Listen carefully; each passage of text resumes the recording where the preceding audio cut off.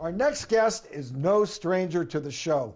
Here to give us her tips and tricks to combat procrastination is clinical psychologist and the host of the hugely popular podcast, Supercharged Life with Dr. Judy. Welcome home.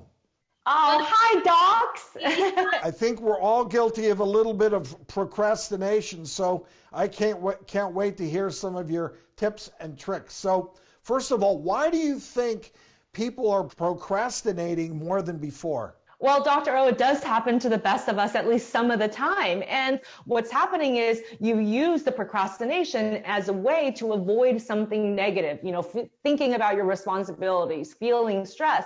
In the temporary moment, it feels amazing, but obviously down the line, it creates more and more negative long-term effects. Then we beat ourselves up for it, and that actually demotivates us even further, causing even more procrastination.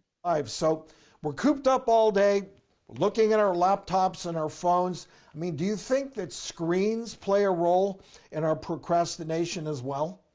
Absolutely. I'm hearing from everyone that they're getting screen fatigue, and that fatigue is coming from the fact that most people all the time are on Zoom, Microsoft Teams, Google Meet, or whatever it is that they're doing their business with.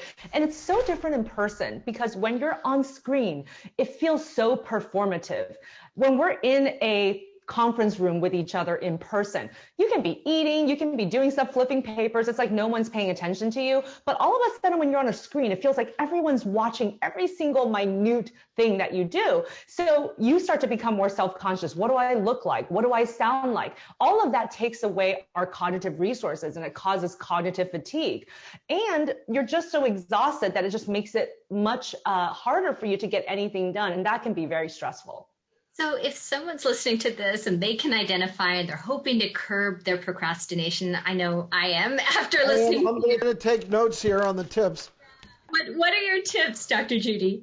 So the first tip is to make a plan ahead of time. People procrastinate because sometimes there's no plan. You're kind of hoping that things will come together, or that maybe you're going to wake up refreshed and feeling more motivated. But that's not really what happens, especially when you have a lot of responsibilities. And so you need to start to think about the common triggers and situations in which your procrastination happens and create a set of if-then statements. So for example, if it's 10 a.m. and I have the urge to go watch Netflix, I will sit down at my desk and answer 5 emails, and that's it. Make them really specific and write them down ahead of time.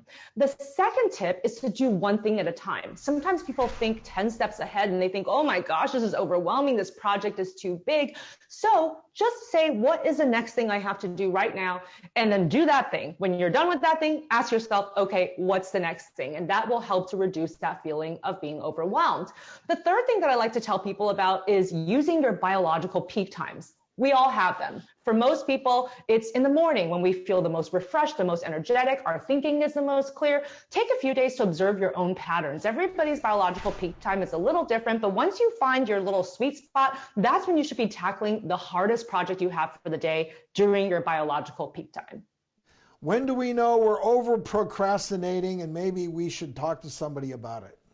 Well, when the procrastination is not just an occasional habit that you fall into, but you find that you're extremely anxious and that's what's causing the procrastination, the anxiety is really hard to bear, or that you're feeling hopeless or really down and sad, maybe some type of clinical depression is coming up, or if you're just extremely burnt out, not only do you not feel motivated, but you just feel cynical and you just feel like you're not good at anything anymore. If those types of signs are happening and you see those signs in yourself, it might be time to get some professional support, talk to your family and friends about it, and just make sure you get some professional help. Gotcha.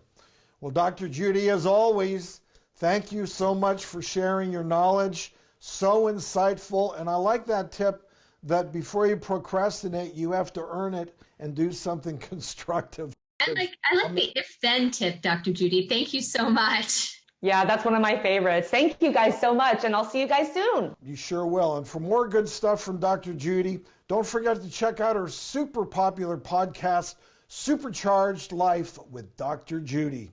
For more tips and tricks, check out our website at thedoctorstv.com.